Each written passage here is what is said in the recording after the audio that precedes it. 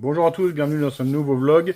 Alors, pour te situer, là il est déjà 17h04. En fait, j'ai bossé toute la journée sur des carbus, je te montre ça.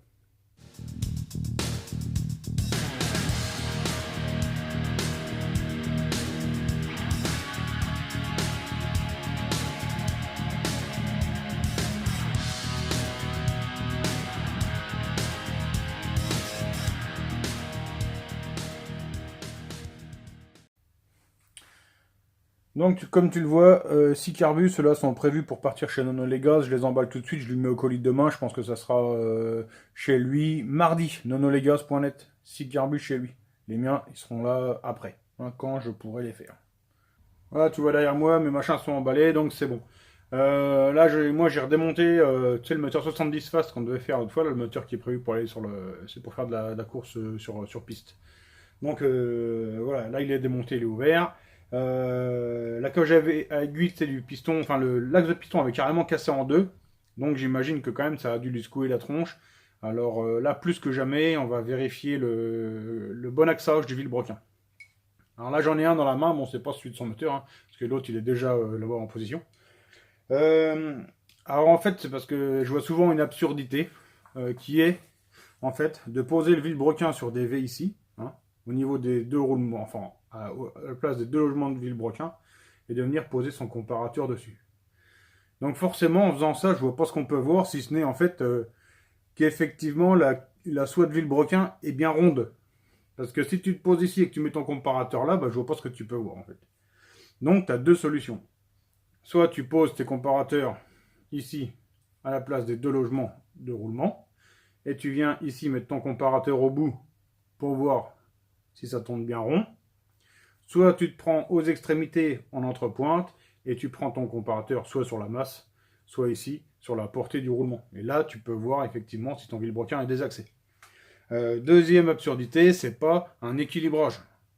Un équilibrage, en fait, c'est quoi? C'est comment dire? Un vilebrequin s'équilibre par rapport à un régime de rotation et un poids de piston. Et cet équilibrage, il est régi par des masses dans le vilebrequin et ou sa forme, comme ici sur le RHQ, tu vois, c'est sa forme de fabrication qui fait son équilibrage. Nous, ce qu'on regarde, c'est un éventuel désaxage, hein, et éventuellement du voile. C'est tout ce que nous, on regarde en fait en tant que mécanicien. Voilà, donc maintenant, ce que je te propose, bah, le vlog est rapide, hein, je te dis tout de suite, c'est que là, on va aller filer au banc, hein, parce que là, il est déjà l'heure pour moi de remballer normalement. On file au banc, on regarde ça. Voilà, alors, tu m'excuses, c'est encore un peu rempli de limaille, hein, c'est pas grave. Et aussi, je t'ai dit au banc, en fait, ça n'a rien à voir avec un banc, puisque ceci est un tour, et ceci est un vilebrequin. Donc, les habitudes, tu vois. Bon, bref, alors ce que je voulais te montrer, tu vois, ici, alors je t'ai dit qu'on pouvait le prendre soit ici à la place des portées, enfin des logements de roulement, soit en entrepointe. Moi je l'ai pris en entrepointe pour une fois, d'habitude je me prends ici moi, et je mesure sur les bords. Mais ici comme c'est un cannelé, c'est plus compliqué. Là, visiblement ça a jamais été rentré au marteau, donc, mais, comment dire, le bout des soies est propre, hein, donc je peux mettre des cônes dedans. Alors, ce qu'on va faire, c'est que on va pas faire un centrage du vilebrequin maintenant, hein, ça c'est... Là, on n'aura pas le temps, mais je vais te montrer un truc qui va peut-être te simplifier la vie, parce que comme ça paraît impossible à faire, un centrage, mais c'est pas très compliqué en fait.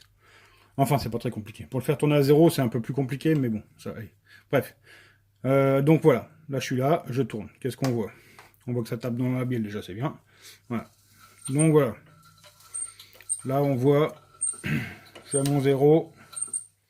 Tu vois, j'ai quand même 0,10. Allez, vas-y, il y a le bidon qui explose. Tu l'entends? Tu vois? 0,10 de désaxage.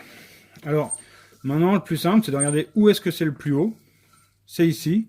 Et on voit, c'est quasiment au maneton. Alors, en fait, ce qui se passe, c'est que, en fait, si c'est auprès du maneton, c'est que ton vilebrequin, soit il est trop pincé, soit il est trop ouvert. Donc, en quel cas, soit tu le resserres un petit peu ici à l'étau, hein, c'est comme ça que ça se fait.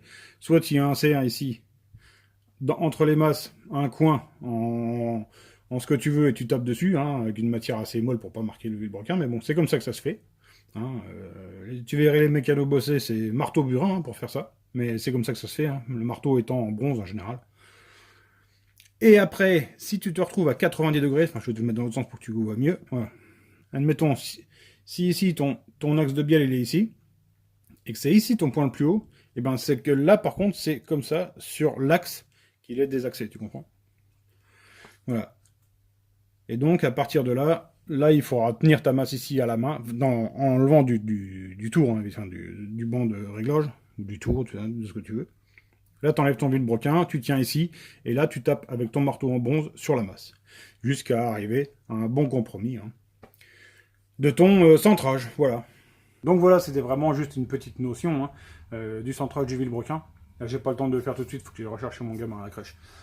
J'essaierai de le faire demain matin. Je pense qu'on se retrouve demain. Hein. Par contre, je ne m'avance plus maintenant. Sachez que j'ai pas le temps de répondre à tous les coms hein, sur YouTube. Par contre, je les lis tous. Et donc, je vois que ça vous ennuie énormément quand il n'y a pas de vlog. Sachez que je peux pas filmer tout ce que je fais parce que bah, ça me prend du temps hein, de filmer. Enfin voilà. Après, forcément, je suis pas Norman, Cyprien ou je ne sais qui ou Jojol. Hein. Eux sont là pour faire du business sur YouTube, c'est pas mon cas. Moi, je suis vraiment là pour vous donner des notions ou un peu vous montrer ce que je fais ici.